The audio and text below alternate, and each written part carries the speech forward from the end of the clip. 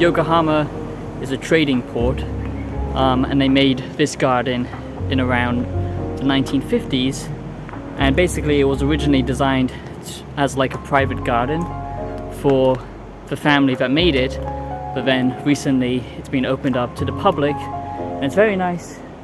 Yokohama, which is where I live now, is a lot nicer than Tokyo, I would say, because basically you actually get privacy, and then you can find places like this which are really nice and just in the countryside. I don't know why my camera is acting very bright, sorry about that, but yeah, I really like it because I enjoy Tokyo, but I love Japan because of the more Shinto philosophy side of things, which I might try and explain a little bit today because I'm still studying and learning about it. Shintoism is actually a philosophy and a way of life more than a religion, and that's why I find it so interesting. And it's kind of different from Buddhism. I don't want to get caught. Anyway, I'm going up here. There's someone coming. Run! People! Oh, I don't like people.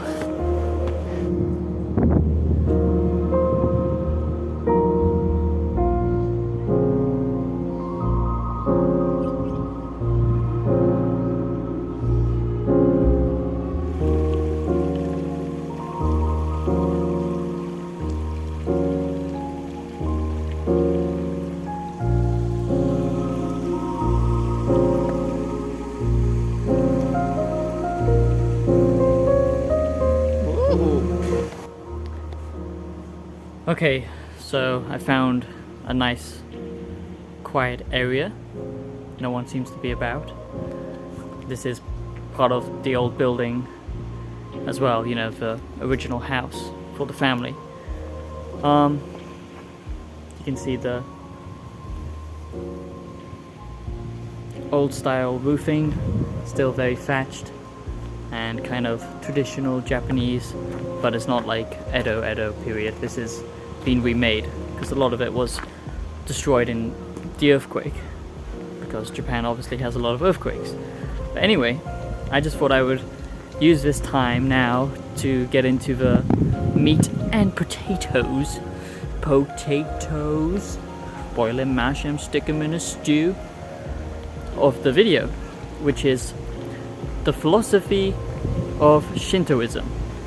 Now, I'm still studying about Shintoism and the way of Shinto, but I find it very fascinating, and in a way I find it rather more engaging than Buddhism. Sorry if it's windy, too much kaze, gomenasai, but because Buddhism is a religion, and even though it preaches a lot of peace, and it is a very peaceful religion, there's obviously a lot worse, but it's not really religion's fault. It's the dogmatic, hyper-focused radicalism of human beings that makes religion bad, if I can get my teeth in.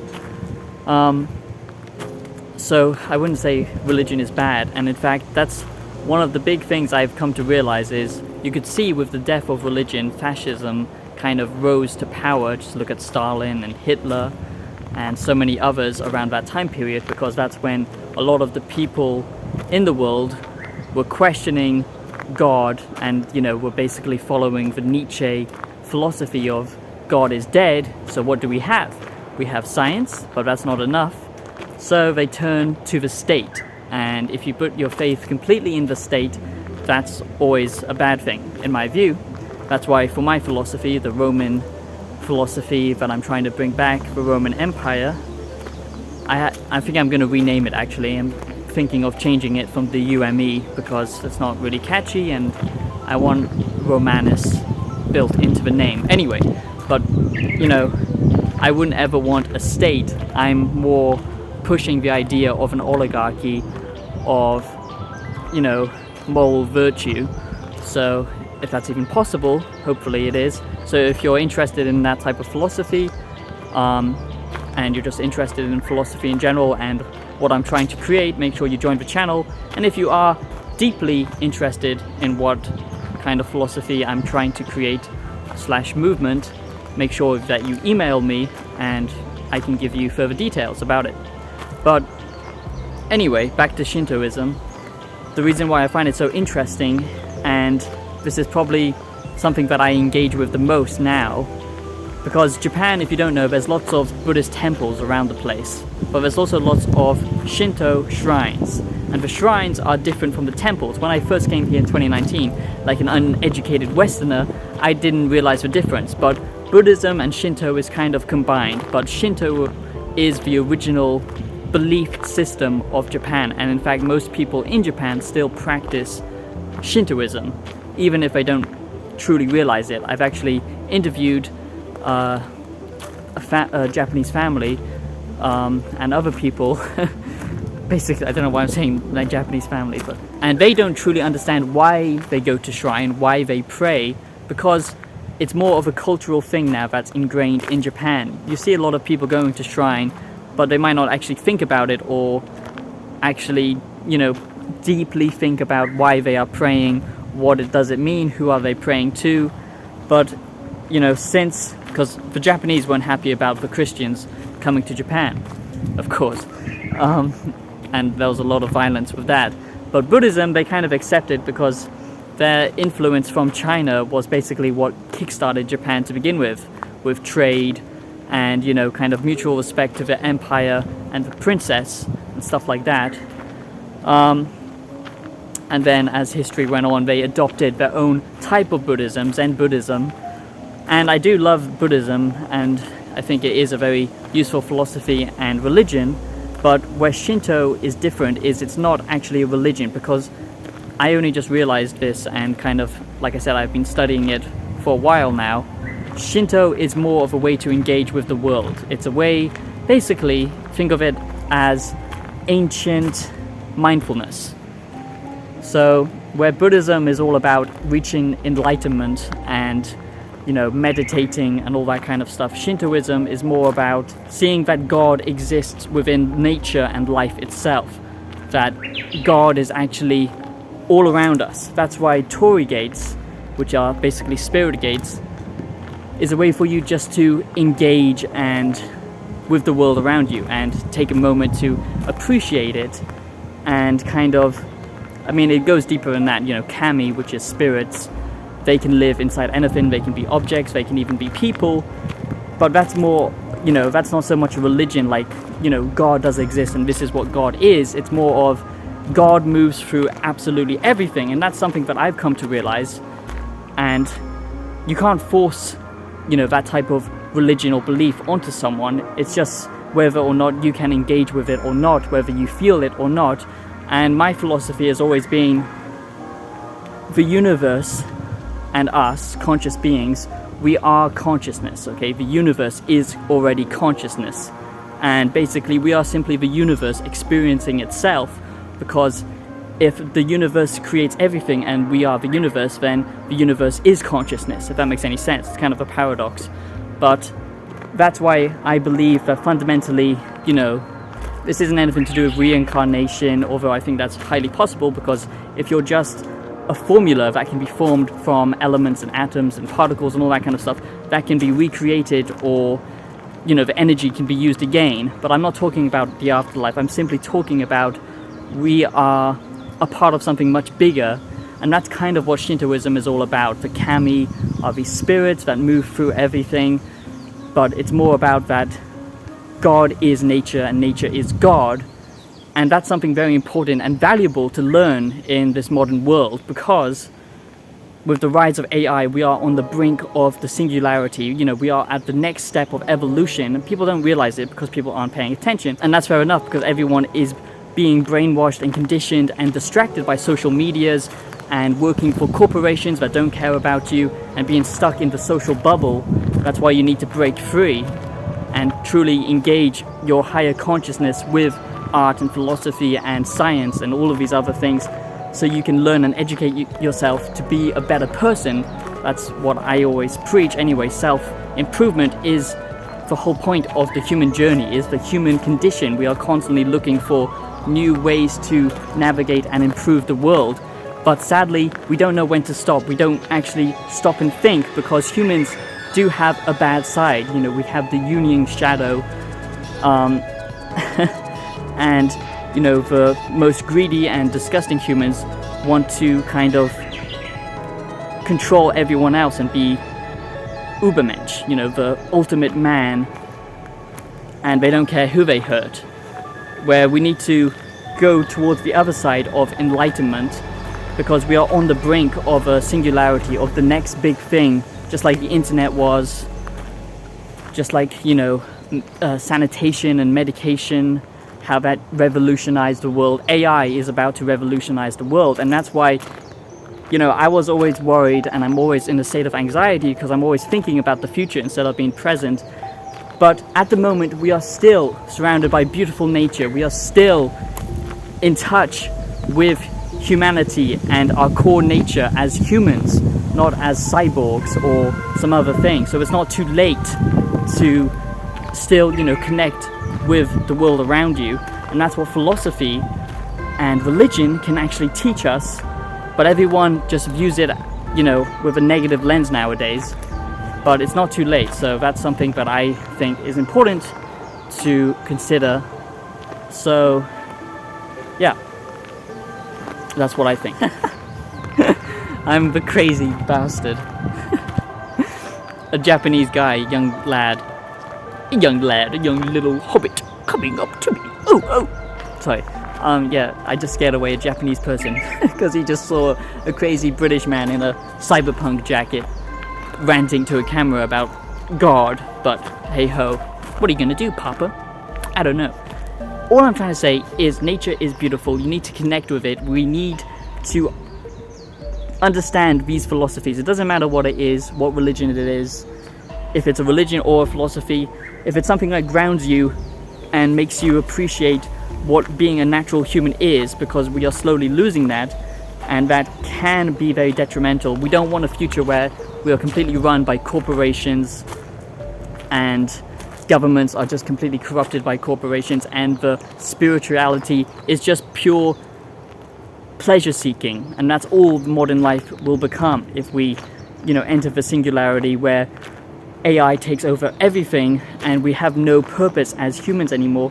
People who love AI like to make the point that this will revolutionize the world and it will basically free up humans to do and pursue what they want more, but that's just complete bullshit, because people need purpose, people need work, people need a way to make a living, especially in a capitalistic modern society. So that's never going to work unless if we fundamentally change the world, which is hopefully I want to play a small part in with my philosophy. But anyway, that's why Shintoism means a lot to me, and that's why I've connected with it a lot recently, because it's just a way to engage with the universe and God around you. And if you view it more as a way of life instead of a religion, then I think it can be very beneficial to you. And I should probably stop vlogging now because I'm scaring away lots of Japanese people. But yeah, I'm gonna dive more into the philosophy in another video, break down Shintoism compared to Buddhism, Stoicism, all that kind of stuff. But this is just the kind of thoughts I'm having at the moment around Shintoism and why it means a lot to me. I also love the just deep culture of it and how it's like, connected with such an interesting culture that has still managed to keep its culture with history and art and, the Bushido philosophy, how, respect and honor actually matters within a society, because Western society has forgotten a lot about that, it seems. More people need to look into stuff like Buddhism, Shintoism, and other religions, stuff like that, because I think it can actually be very beneficial to one's mental health, and not just mental health, but actually just being human in general, and it will help actually ground you. So yeah, it's a beautiful day, a beautiful park.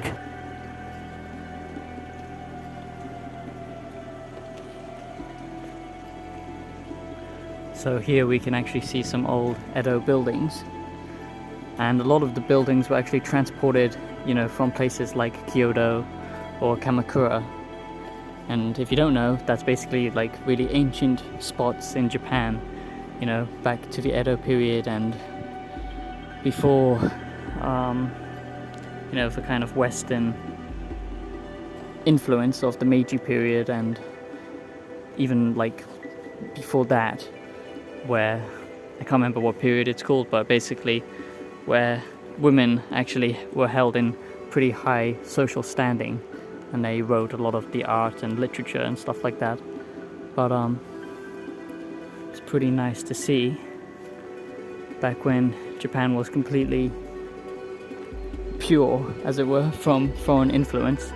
But I mean, even by today's standards, Japan is very much an island, you know, rooted to its own culture, and not, you know, being a foreigner is still pretty rare in Japan. I think it makes up like 2% of people living in Japan, so that's a good example of how to keep your culture alive, not fall into tribalism or racism or anything bad like that. And that's something I really respect, and that's something that the Romans did pretty well. Okay, so this is amazing.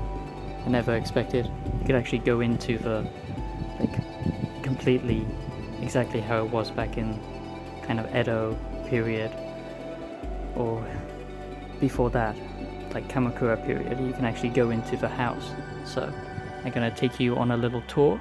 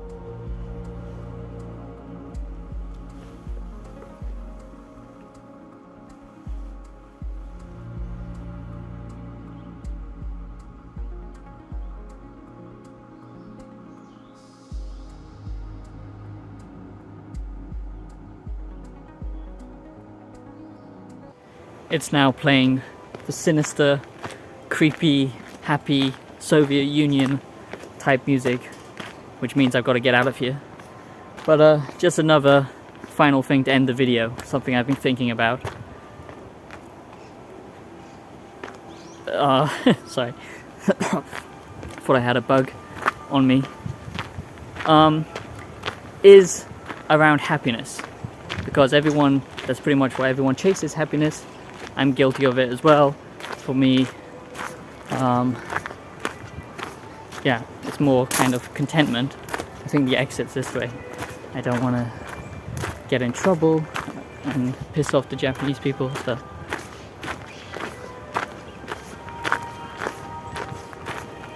Anyway, this is the exit. So, as I was saying, there was a scary man in the forest. Yeah, everyone seeks happiness, don't they? That's pretty much what life is all about. But now, we've kind of got it twisted with seeking kind of instant pleasure, instant gratification, all that kind of stuff. The ego is very dominant in modern society. And the more I thought about it, like, so much of my happiness is also based on external circumstances. For example, my YouTube channel, how well it's growing, comments I get, my songs, how well they do. You know, it's all very egocentric, ego-driven. And that's not just me, that's a lot of society now. Even if you're not a quote-unquote influencer or a social figure, whatever, everyone is still addicted to gratification and stuff like that on social media on a smaller scale. That's what I'm trying to say. So a lot of things are basically out of our control, and that's something that I, trying to deal with because I suffer from anxiety and OCD and stuff like that, is accepting things that are out of your control, and that's what Stoicism and Buddhism and all that kind of philosophy is all about. And basically, if you take away all external things, for example, video games, movies, music, whatever, if you're just completely in darkness, for example, and you're completely by yourself, can you still be happy? Can you still find happiness? Is that possible? And a lot of ancient philosophies say yes, it is, because true contentment or happiness, because happiness is a fleeting emotion, it all comes from within. So that's just food for thought, something to think about. Basically, don't rely too much on external factors and external stimulants or things that are basically out of your control. So, yeah. And I'll see you in the next video. Peace out.